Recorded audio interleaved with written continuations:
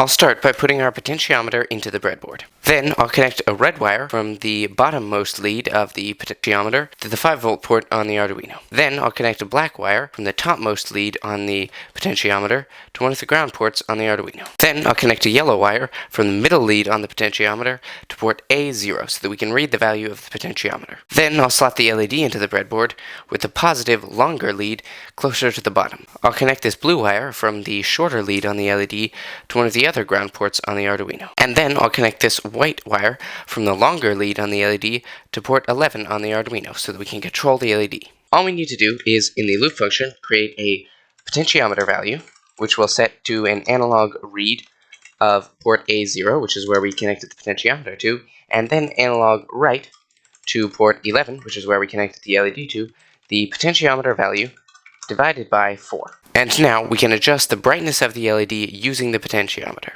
If this video helped you, give it a like. Be sure to hit the subscribe button below to continue to master Arduino and programming. Check out the video on the right to learn how to use Arduino buttons in just 1 minute, or check out my channel on the left for more videos. Thanks for watching.